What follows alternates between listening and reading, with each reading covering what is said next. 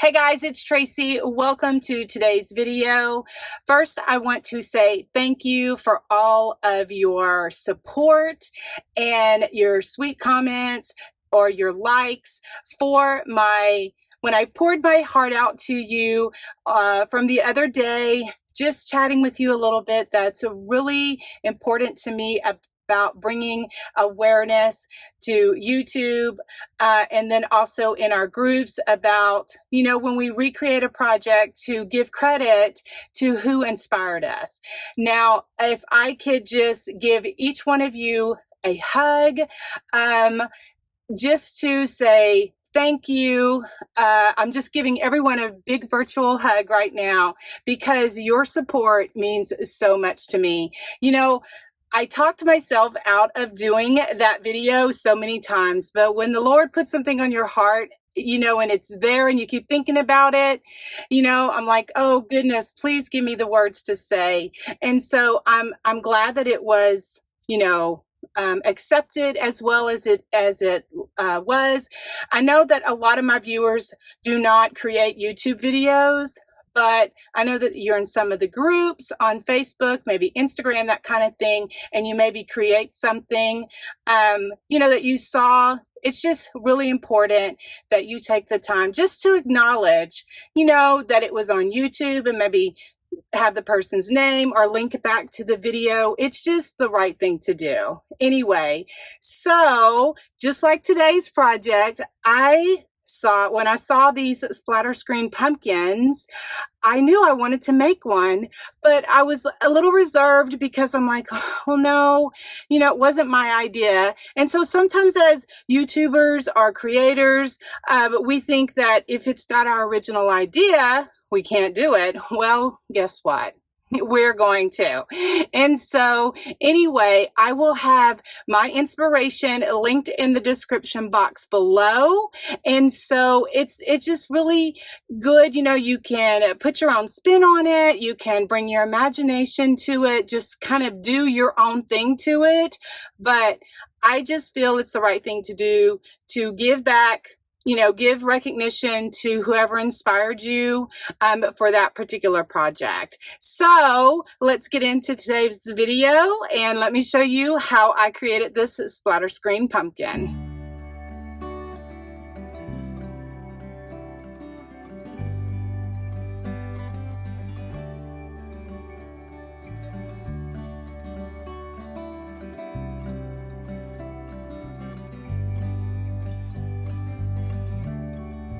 Okay, I have 3 splatter screens with the handles, and I just took them outside and gave each side a coat of orange spray paint and let that dry completely. Then now I'm going to add some rope to the edges, and what I just want to point out here is this happens to be a rope that has 13 feet, but the Dollar Tree is now carrying the little nautical rope for 9.5 feet, so just beware for that. And then what I'm going to do now is just add rope to my splatter screens, and so I want to make sure that I have it correct. So I want to have one of the screens have the handle at the top and the other 2 down, because I want to bend those handles at the bottom to make my pumpkin stand up. So I just want to be mindful when I'm gluing my rope how I want to glue it. The little pink finger caps are Mod Podge finger caps. You can get them in the craft store, or I will have a link in the description below. I do get asked about these quite a bit. I use them all of the time because it helps with burned fingers. That is so heartbreaking when we're doing a project and we burn our fingers, so it really kind of helps protect our fingers from the hot glue as much as it can. I use them all of the time. Anyway, I will have a link below, or you can find them in the craft store next to in the glue section.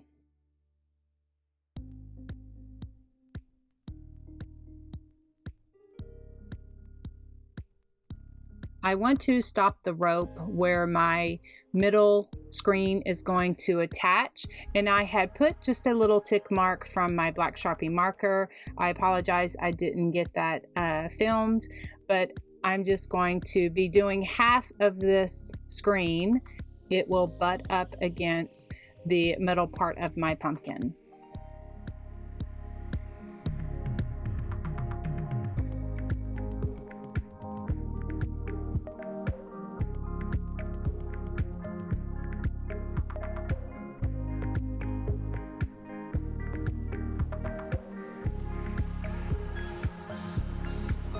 To get the white squiggly lines on my screens, I'm using this white puffy 3D paint that I picked up at Walmart. I will have a link in the description to my Amazon store so that you know what I'm talking about. You can get the little details, and then I just take it and just squiggle it around. I usually turn the bottle upside down and then I shake it so that the paint is, closer to the tip so that I don't get those air pocket bubbles that go, and then it just kind of makes you frustrated because your project is like, oh my goodness, I have this little splattered paint there. Anyway, so I love doing this with my projects, just using slick or puffy paint to enhance my projects, just to give a little dimension and character.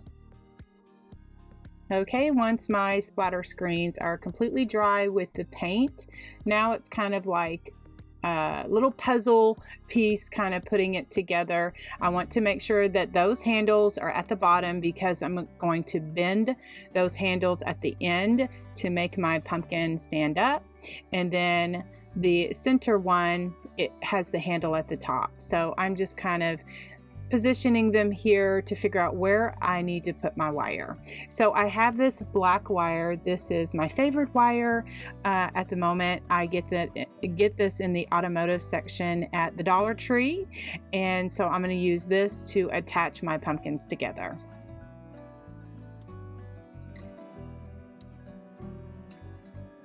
I just am putting a little piece of wire to attach the two screens together. I make sure that I have them the same way where my little lines will meet up, and then the middle pumpkin will meet up with the little lines as well. So sometimes I just was going back and forth just to make sure that I was, lining everything up correctly. And then for the center screen, I wanted it to be just a tad lower than the two side screens because, to give it more of a pumpkin realistic look to it. So that's why I have the little middle pumpkin just maybe half an inch a little bit lower. And then I just took some wire and I just attached it in the corners.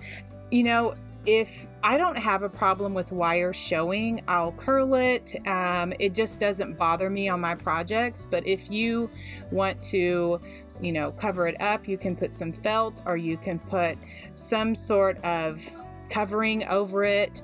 I didn't do anything because I didn't want it to be seen through my screens, but you can definitely do that.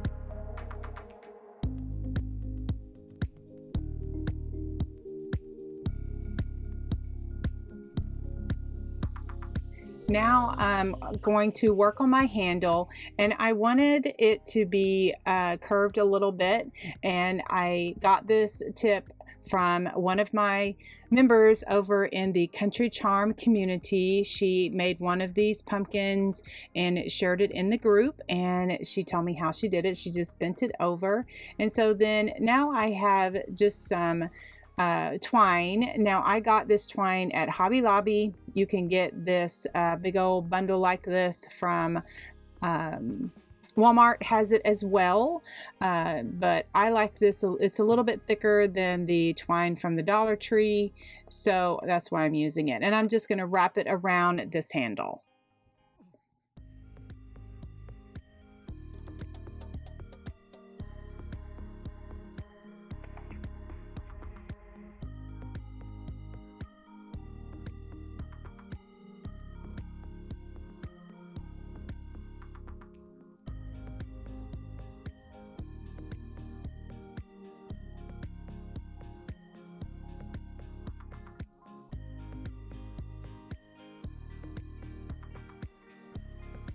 Wrapping the jute was a bit tricky when I got to the end, so I just kind of kept wrapping it on itself, hot gluing it, put lots of hot glue on there.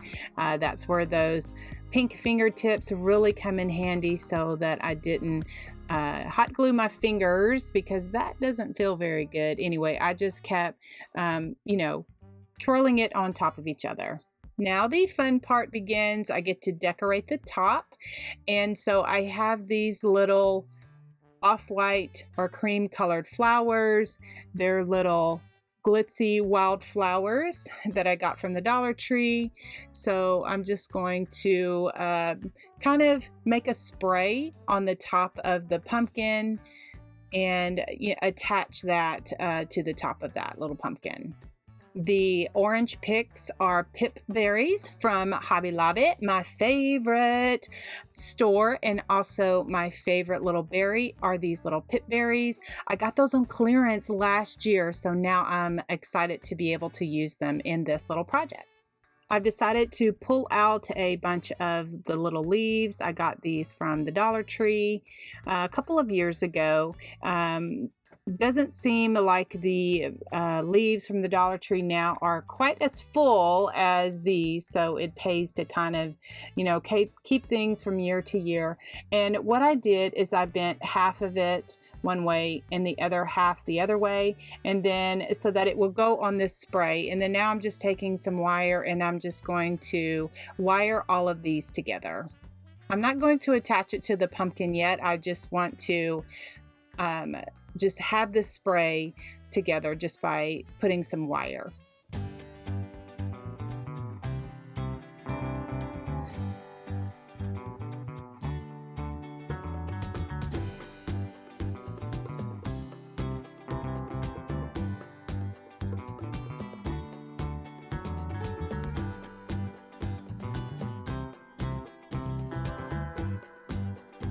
I'm taking another piece of wire and just wire the swag to the top of the pumpkin. I make sure that I leave enough room for that stem to be seen because I do want that to be seen.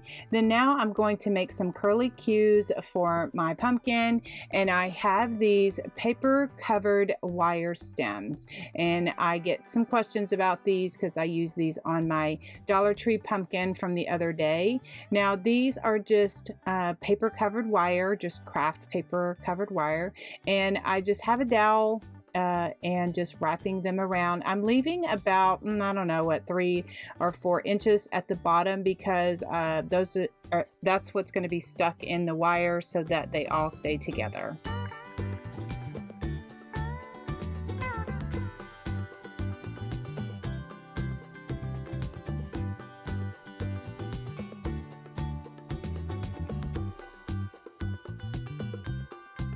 To insert my little curly cues, I just stuck them through the wire and then just kind of spread those out.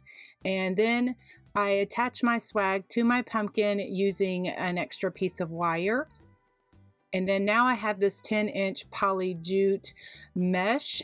I'm cutting it to 12-inch strips.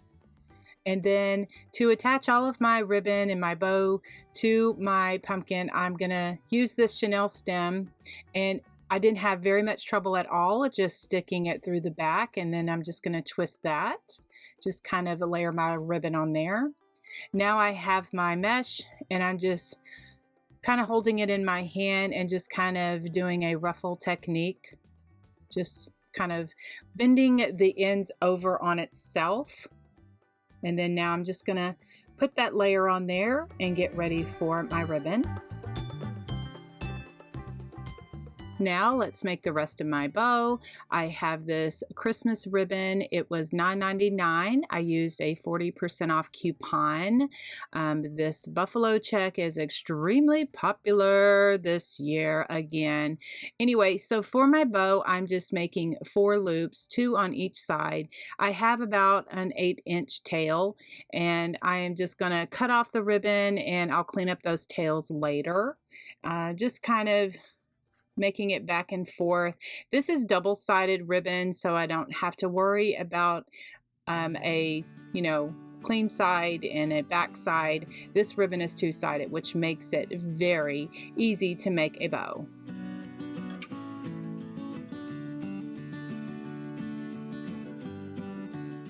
Next layer, I have this 1.5-inch burlap from Sam's. Now, I did get this last season, so I'm not quite sure if they have it again this year.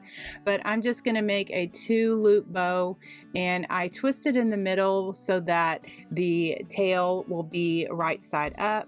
Just cut that off. I'll trim that later. And then I just input it, just put that in the chenille stem, just layering that on top of that. Then I decided that my rustic country pumpkin needs some raffia. So I just have some raffia that I'm going to add to this bow. I just clean up my bows by making some dovetails in both ribbons in the burlap as well as the buffalo check. Then I take my lighter and I run it across the ends of those ribbons so that it singes the edges and they're neat and clean.